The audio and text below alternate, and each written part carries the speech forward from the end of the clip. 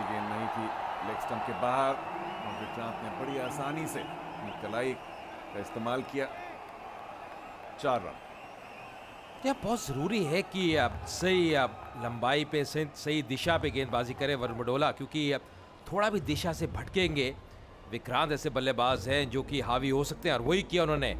कलाइयों का अच्छा प्रयोग देखा कि अब फाइनल का खिलाड़ी सर्कल में है बॉबी डियोल, तो अब गैप में खेला और 4 रन अर्जित करते हुए। विक्रांत को खामोश रखना इतना आसान नहीं किसी भी गेंदबाज के लिए, और इस बार कदमों का इस्तेमाल करके आ गया है। यहाँ में मौका हो सकता है, और ऊपर से जाती हुई गेंद, बढ़िया गेंदबाजी, अच्छी वापसी वरुण द्वारा। बाल बाल बचे विक्रांत।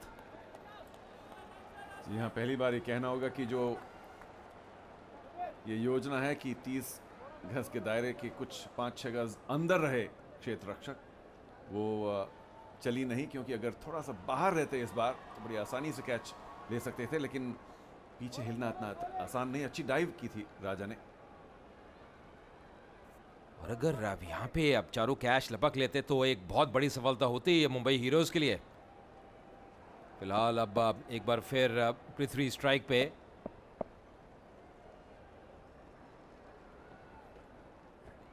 बढ़िया गेंद, अच्छी मूवमेंट प्रदान होती हुई वरुण बडोला को। चकमा दिया बल्लेबाज को, ज्यादा समझ नहीं पाए थे, पढ़ नहीं पाए थे पृथ्वी। टप्पा खाने के बाद अच्छी तरह से बाहर निकलते हुए गेंद वरुण बडोला की। मुझे लगता है कि यह दबाव इस वक्त थोड़ा सा और बढ़ा लेना चाहिए, अगर एक दो और खिलाड़ी अंदर आ जाएं, पृथ्वी के लिए खासतौर से, विक्रांत के लिए नहीं। शायद स्लिप। इस बार बहुत ही बढ़िया एफर्ट, कभी भी आसान रहता नहीं। फॉलो थ्रू पे लपकते हुए उस गेंद को रोका। वरुण बडोला ने प्रयास तो बहुत अच्छा किया, लेकिन उसकी वजह से थोड़ा सा लंगड़ाते हुए, वो भी चोटग्रस्त हैं।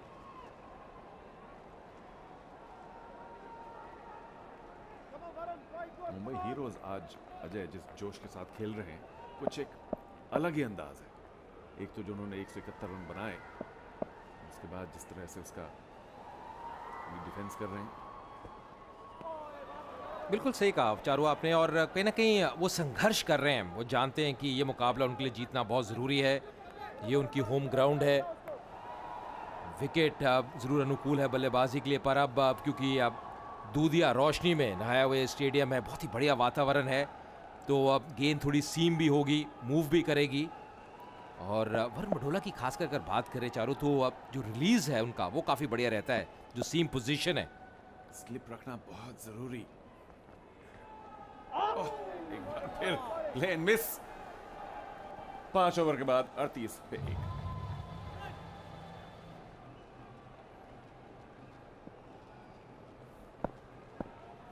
तो 5 ओवर की समाप्ति के बाद 38 पे 1 चेन्नई राइनोज। विक्रांत स्ट्राइक पे एक बार फिर अच्छी स्ट्रोक, और सीधा फील्डर के हाथ में।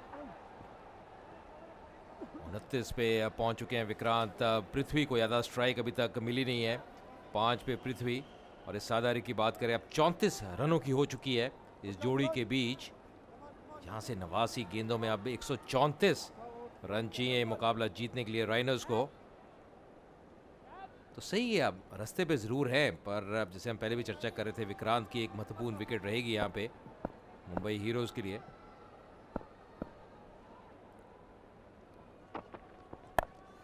इस बार उठा के खेला, खिलाड़ी टीम में तैनात, पर 4 रन मिलेंगे।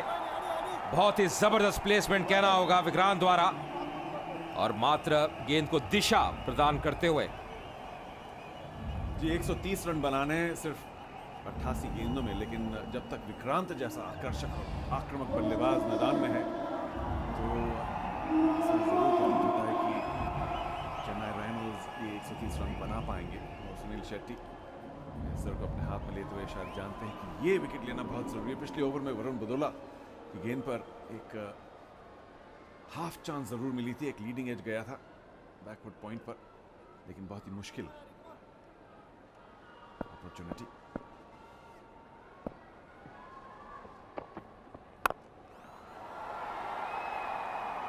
और लगभग उसी दिशा में एक बार फिर खेलते हुए यहाँ पे आदित्य को एक चीज़ जो करनी होगी कि ज़्यादा रूम नहीं देना होगा बल्लेबाज को, और जब भी आप रूम देंगे, क्योंकि विकेट पे अच्छा उछाल है, उसका फ़ायदा, उसका लाभ बल्लेबाज ज़रूर उठाएगा, तो जितनी विकेट टू विकेट गेंदबाजी करेंगे उतना बेहतर रहेगा।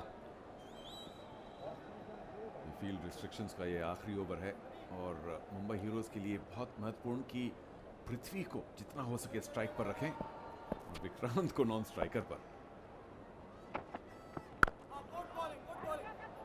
सीधे बल्ले से खेलते हुए पृथ्वी अब दौड़ लिए थे, बहुत ही बढ़िया प्रयास मिड ऑफ क्षेत्र से। शायद पृथ्वी भी ये बात जानते हैं कि जितना जल्दी हो सके एक रन लेके विक्रांत को स्ट्राइक दें। अच्छा खेला उन्होंने, सीधे बल्ले से। और चारों अपना जो रोल है उसको बहुत बढ़िया बखूबी अंदाज से निभा रहे हैं पृथ्वी, क्योंकि जानते हैं विक्रांत जैसा बल्लेबाज दूसरी तरफ है जो कि आक्रामक शैली में बल्लेबाजी कर सकता है, सारे ही स्ट्रोक्स है उनके पास, तो उनको मात्र स्ट्राइक रोटेट करनी है, खड़े रहना है, बने रहना है क्रीज पे। और ये जो साझेदारी है ये पनप रही है अब चेन्नई राइनोज के लिए। कट करने का प्रयास, बीट किया, वाइड का इशारा एम्पायर का।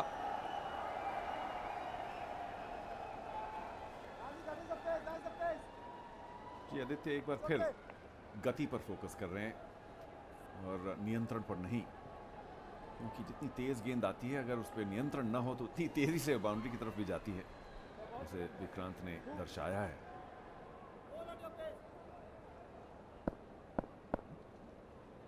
एक खिलाड़ी डीप पॉइंट पे, थर्ड मैन आदित्य के लिए, और बहुत सूझबूझ के साथ बल्लेबाजी कर रहे हैं विक्रांत। भली भांति जानते हैं क्या फील्ड सेटिंग है, इसको कहते हैं तजुर्बा, इसको कहते हैं कि सक्षम टेक्निक। काफी लेट खेलते हुए, जब तक विक्रांत मौजूद हैं ऐसा लगता है कि चेन्नई राइनोज 170-72 रन चेस कर पाएंगे, लेकिन दूसरी ओर से लगता है कि पृथ्वी और जो भी कोई आए वहां जरूर कमी है। हिचकिचाहट, अगर डायरेक्ट थ्रो लगती तो जरूर पृथ्वी मुश्किल में रहते। छठे ओवर की समाप्ति 46 पर 1।